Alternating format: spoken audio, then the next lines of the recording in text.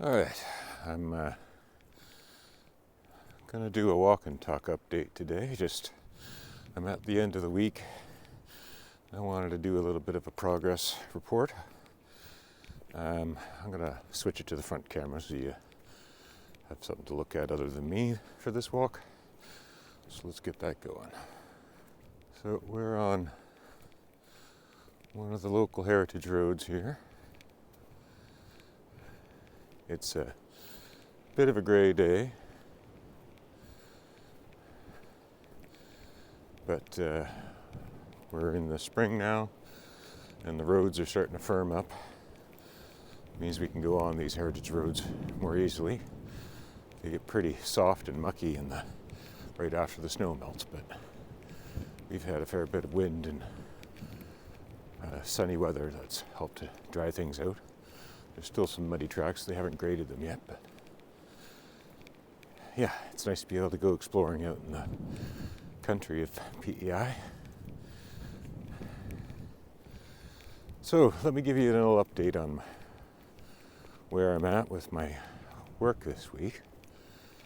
As I mentioned in the last video that I posted, I discovered on this past Sunday that the city of Charlottetown was going through a massive rezoning project where they're essentially rewriting their entire zoning bylaw. And to try and reduce the number of zones, clarify and simplify the sort of development process for developers, as well as try and communicate to the community how they envision the city developing in the future. Oh, hang on a second, we got somebody coming. All right, sorry about that. So, as I was saying, the city's going through a rewrite of their whole zoning bylaw, which at present sits at roughly 24 zones, almost somewhere between 20, 24, 25, 26, 27, something like that. And then the draft bylaw has that cut basically in half. So that means a number of zones are getting folded into a single one. And so this has got me returning to an idea that I had about, like I said, probably about a decade or so ago, give or take a couple of years, where I wanted to do something similar with zoning bylaws when I was living out in Victoria. And that is what's called normalization. Normalization means trying to standardize the information in these bylaws so that the data that's in common across zones is in a standardized form so that you can do queries like show me all the parcels in the city where there's a maximum height of 1 story, or where you have to have a setback from the road of so many meters, that sort of thing. In addition, because this is a complete rewrite, I want to be able to allow somebody to select a given property based on the address and then present them with a visualization of here's what the current bylaw says you can do, and here's what you have to, what's going to change in the new update, including, the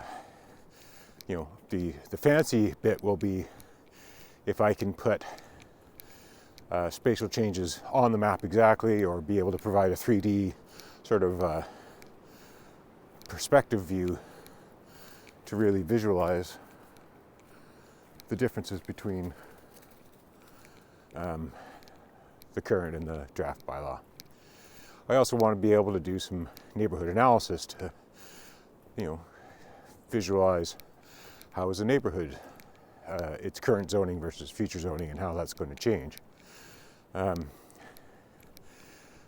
So this week I spent a lot of time with Codex, which is OpenAI's sort of desktop large language model enabled development tool,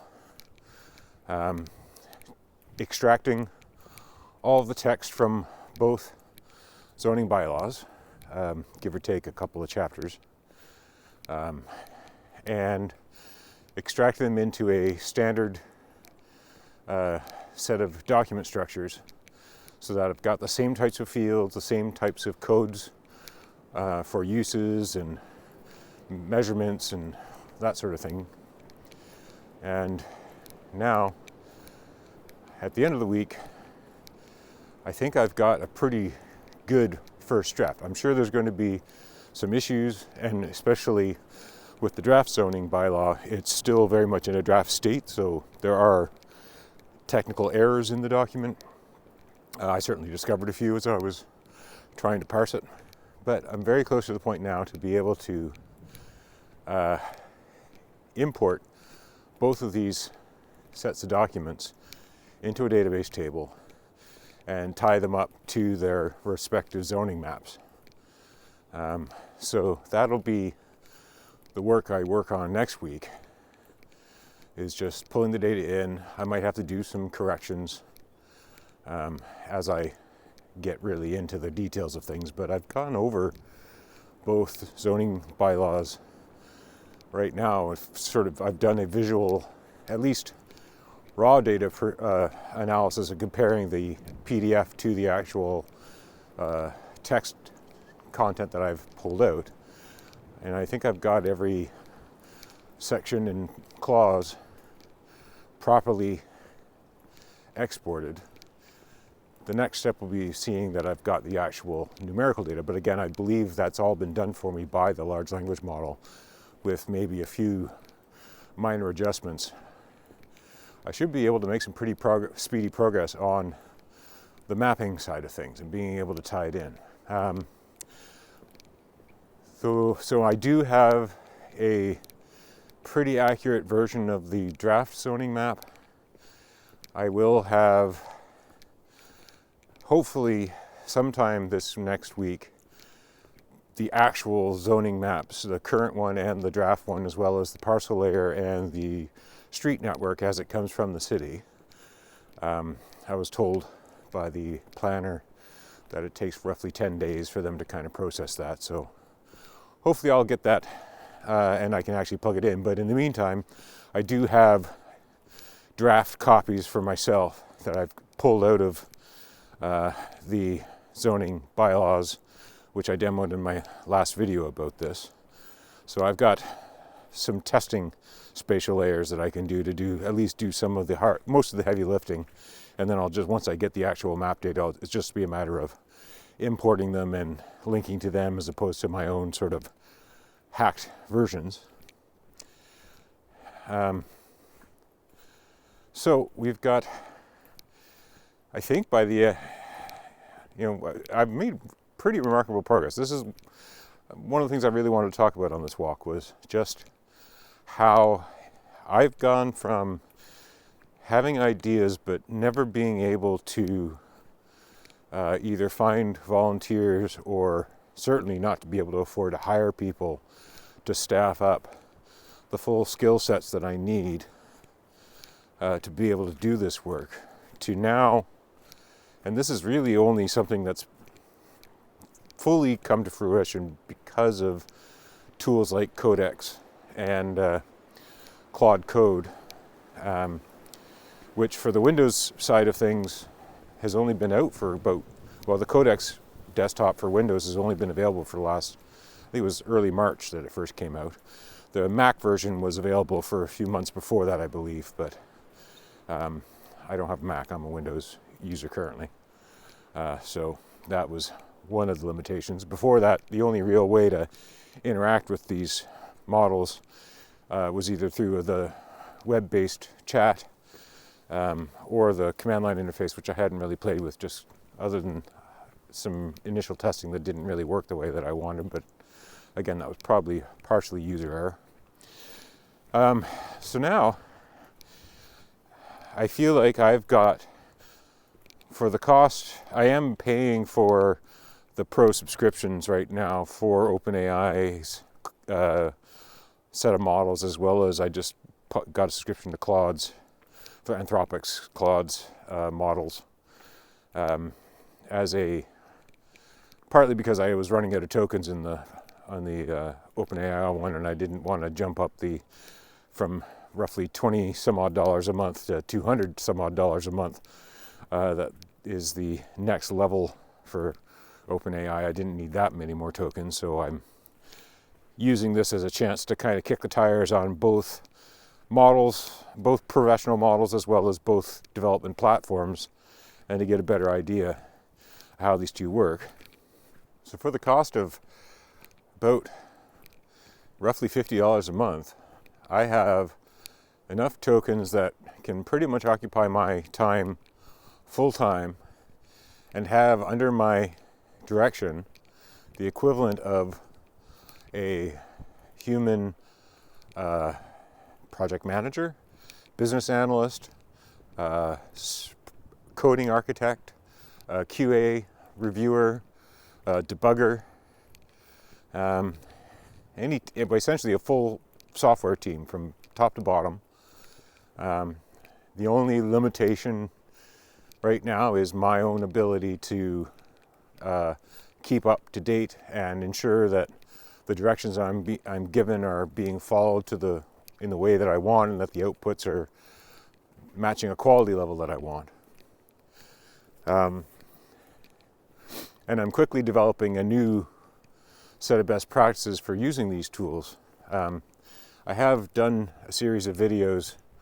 The last one, which I still have to edit and post, I've just kind of got it kind of got sidelined as I really got into the zoning information, both starting with the Halifax project and now digging into the city of Charlottetown. But I have been, doing the web-based interface, creating sort of custom instructions that I use to help get a little better structure and some sort of functional add-ons that I find useful. And I'll have the latest one posted fairly soon. But now what I'm developing is a set of best practices for Codex and for Claude Code, which really supercharge that type of functionality. And the real power that these tools give me that you don't get through just the web-based interface is twofold. One, you can point it at a local folder, at your local hard drive system, essentially, either a restricted workspace or even the whole computer if you really wanted to. And it can load and parse through files. And so if you are a software developer, in my case, if you have like a GitHub repository or a content management system of some sort, I use a GitHub, it can parse your code, parse your documentation, parse your planning, and integrate that into chat conversations. And it can even do file updates directly. So that's a big change. Because before, when I was using Claude's projects in the web interface, I could link it to a GitHub project, but if I wanted to update the file, it would have to essentially write the file in the browser, and then I have to copy that and update the file myself manually. And that's completely shifted now. So now I've got the models doing the changes, and all I have to do is review the diffs before I commit the changes to my repository to make sure that it's doing what I want. In addition to that, and I mentioned this in the last two videos, particularly the one on the Halifax Regional Municipality one, where I hooked up model context protocol connections between Codex and my local PostGIS database, as well as my QGIS mapping tool, so professional open source front-end mapping tool. All right, sorry, I had to redirect the dog from going on somebody's property. So I was saying, as my last video, I was showing how I use the model context protocol to connect the Codex application and the models to the QGIS mapping tool as well as my PostGIS database, and I've got the conversation model actually uploading data to the database and interfacing with the QGIS tool to load layers or do polygon highlighting or even pulling screenshots of the current map in QGIS into the conversation. So now I basically have it reading files, interacting with software, and the last thing that I got working over this last day or two is, well, there's a researcher who's been pretty active in the AI space, publishing on their GitHub website a number of large language model prompts and tools and things. And one of them that kind of made a buzz in the last little while was this wiki prompt. So I took the text of that and pasted it into my Codex conversation, my project for this Open Data Charlottetown project, as well as I've this weekend been using Claude's code for the same thing, but on the weekends I'm kind of focusing on a retro project just to kind of shake things up and let me have a little break from the municipal data side of things. And so I'm working on a C language video game for the Tandy Coco Nitro OS 9. So anyway, but I got it setting up the wiki. I'm taking advantage of this sort of little side project to really kick the tires on how a wiki works from this sort of a process. So essentially, if you're not familiar with what wikis are, Wikipedia is the most probably a publicly aware wiki out there, which is essentially just a encyclopedia of knowledge broken down into interlinked pages and whatnot. So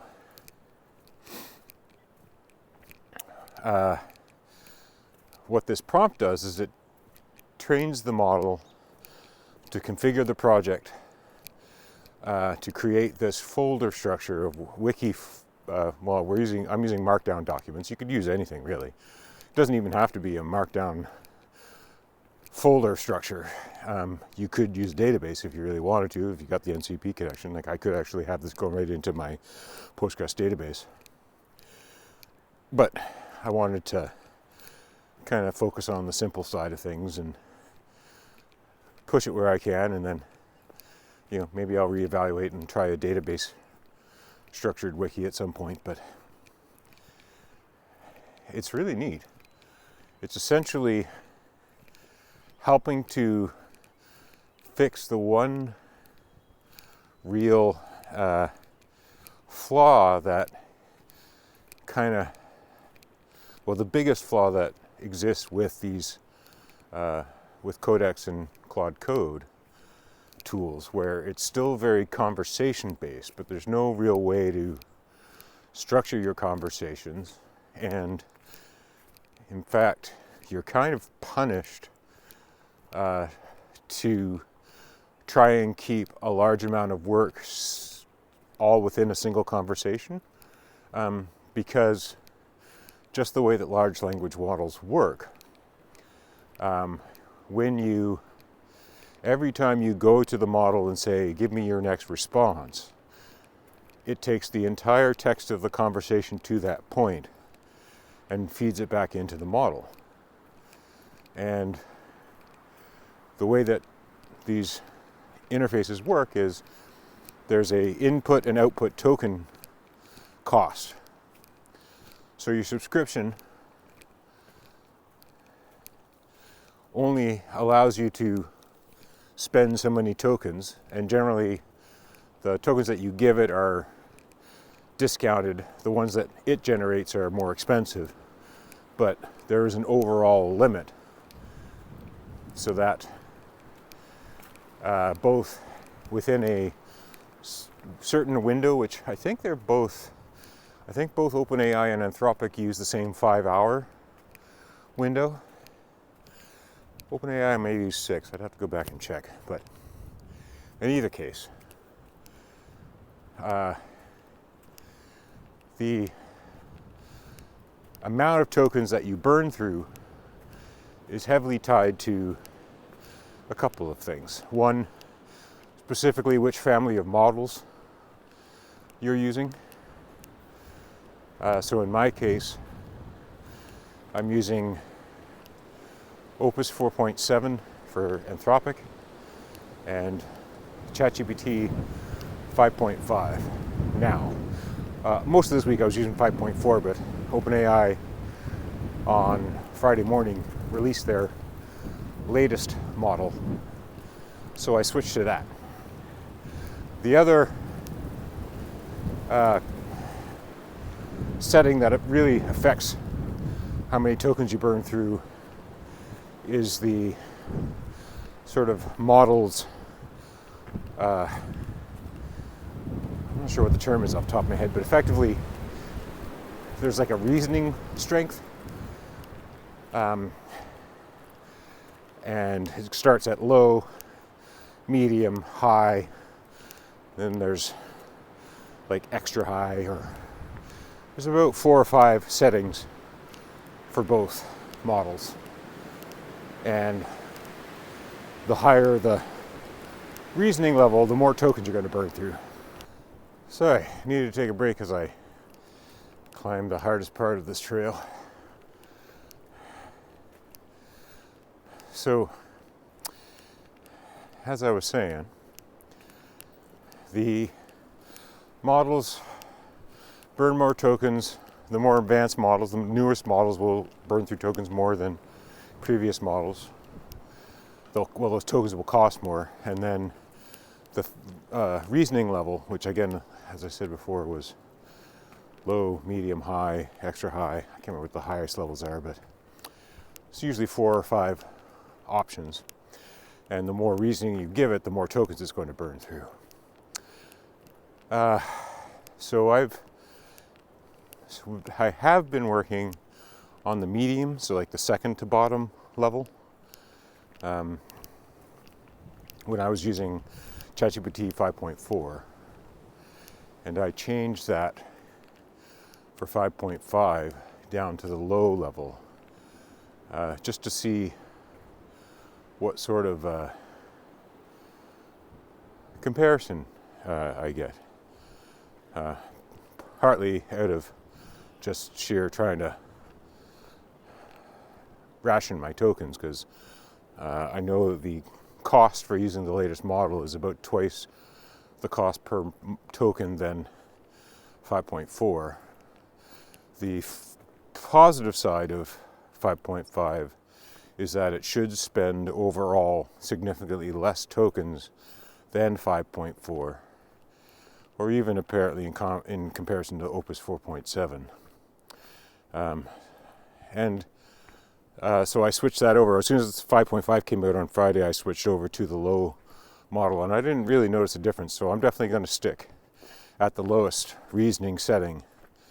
And I think that makes sense, because the type of work that I'm doing is mostly PDF parsing and extracting of like code values and numerical values and adhering to a well-defined JSON schema.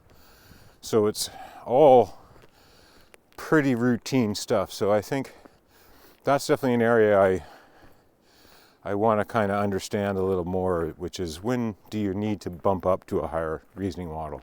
I had just kind of kept it at medium by default when I started playing with Codex, because it wasn't burning through the tokens too quickly, until I really started getting into heavy use of extracting large numbers of bylaw documents and that sort of thing. But anyway, at least with 5.5, I found bumping it down to low hasn't had an observable impact on the quality of what's been coming out of the model. So I'm definitely going to stick there for that work. I'm at medium with Opus 4.7 for a couple of initial tasks on the C coding one, partially because I was curious to see how it would operate as compared to up until this weekend. I had been doing a little bit of C. I started up the C project last weekend using a little extra Codex tokens that I had available as sort of a play time. So I wanted to see what a equivalent reasoning level, because there's a medium setting for both, and I wanted to see if it could write quality C code. Initially it did make some of the same mistakes, but the wiki has really done wonders for building in consistency both within a conversation and especially cross conversation. I will definitely do a sit down at the desktop video talking about this in the next few days to a week, so expect that on the channel. But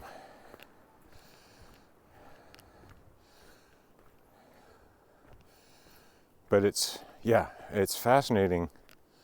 I'm definitely going to try bumping it down to the low setting now that I've got kind of a workflow and built up a repository of knowledge that I know the model's going to be looking at, to see if I can still get quality C code out of the conversations even at the lower reasoning level.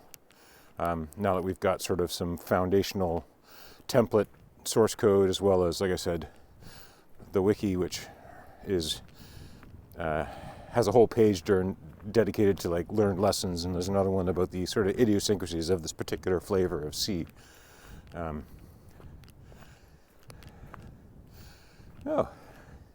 this is the first time I've been down here since they did this, obviously with some sponsorship. So I'm on this is actually part of the old Princeton Road. So the Princeton Road ran from Charlottetown to Princeton, which is north of Kensington. Nowadays it's mostly, I think there's maybe a small community church and a couple of commercial buildings and mostly farms and some residential. Let me get out of the tunnel. So this road ran mostly a straight line from Charlottetown, and so it basically starts, or would have started where University Avenue is now, and continues along the number 2 all the way through to Hunter River, and through Hunter River it does this, the number 2 does this big 90-degree bend at Hazel Grove, which is the next community past Hunter River towards Kensington. And you'll see a dirt road that just goes straight up the hill if you did go straight. So that, which is called the Hazel Grove Road. And that's a local dirt road, paved part of the way, but it's dirt at the end that I'm at. And it ends at the Bertrand Road, which is a heritage road, which comes back out onto the number 2 close to the Smith Road near Fredericton. But there's this ATV trail that continues on straight from the Hazel Grove Road, and that's what we're on right now. And this ATV road goes cross country all the way to the Devil's Punch Bowl on the other side of Bretalbin.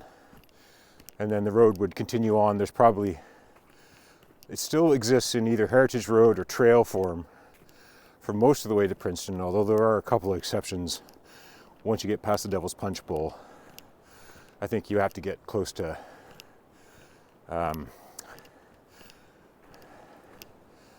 what's that community called? Oh, it'll come to me. But anyway, you have to get a little closer to Kensington and to find the rest of the Princeton Road, which is actual public roadway. But that bridge that we just went across crosses the spring that is in between the Hazel Grove Road and the Warburton Road, which is the road that we started out on here. And it crosses, it's a T intersection that keeps going all the way out to, well, it comes out in behind Pleasant Valley. I think it also little sections you might have to get onto the side roads like the Millvale Road and then South Granville. From South Granville you can go all the way over to the Devil's Punch Bowl on the same sort of ATV trail. But the last time I was here, which would have been a year, last summer I guess, that bridge did not exist. There was just logs going across that stream. And now it's fully uncovered. They must have built that sometime last summer or in the fall, and it's being used by the ATVers that use these trails around here. There's lots of ATV and horse trails in this part of Central Queens. So that was a bit of a nice little surprise. Anyway, we're climbing up the hill here to Hazel Grove Road. Probably just another few hundred meters or so.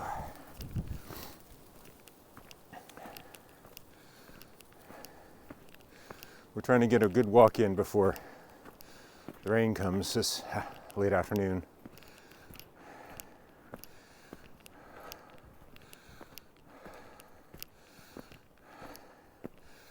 Whew.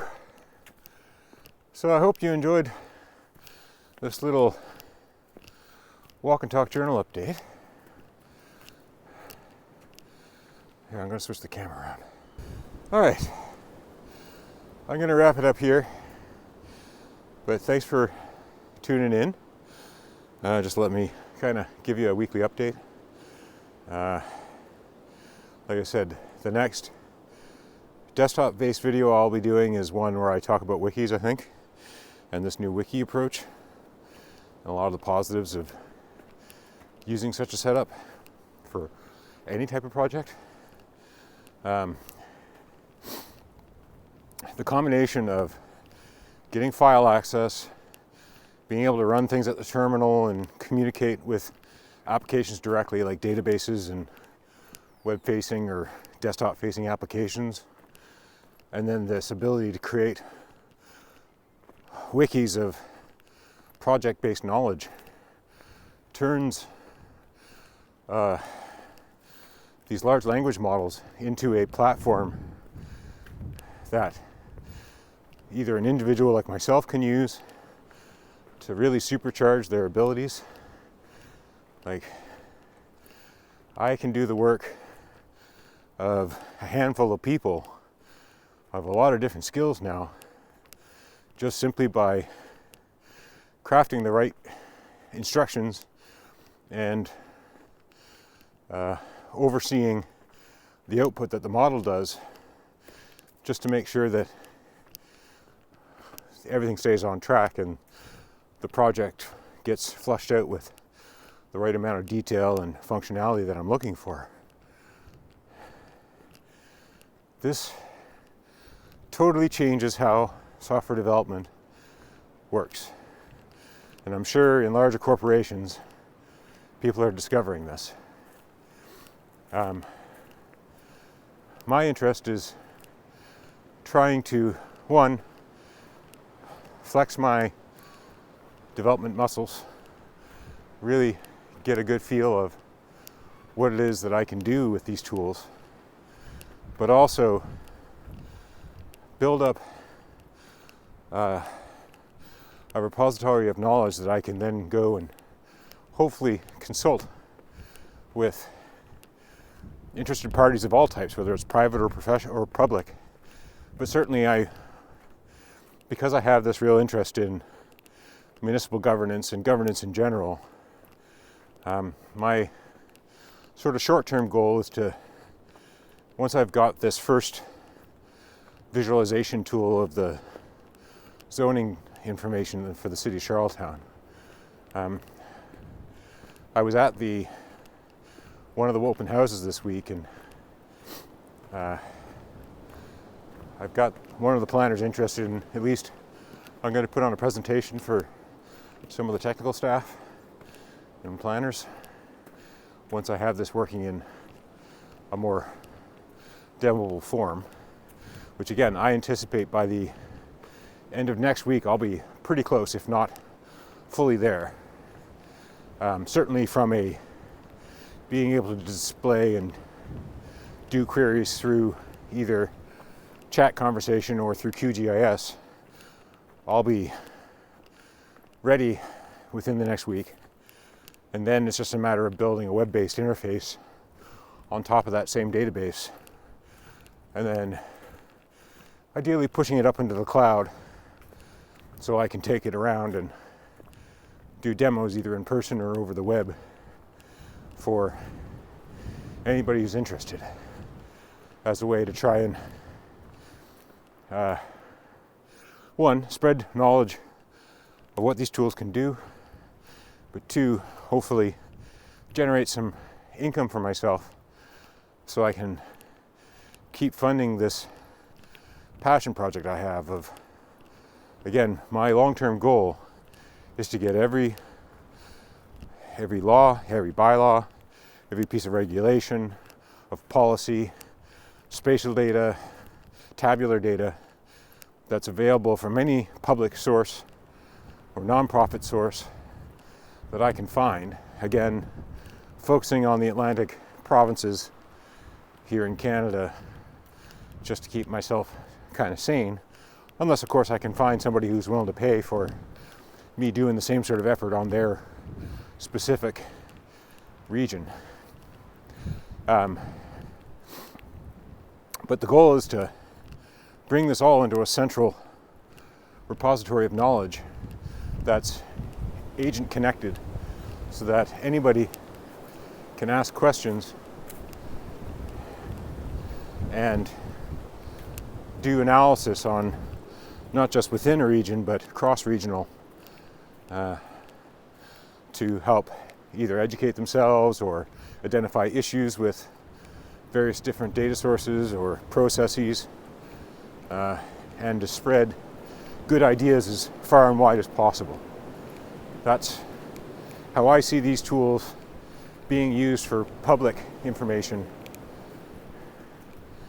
That's the goal, the long-term goal. But I need to take care of my own self and be able to feed and clothe myself and have a safe place to live, and that's not going to happen if I don't get some income coming in. So anyway, I think that's about it for now.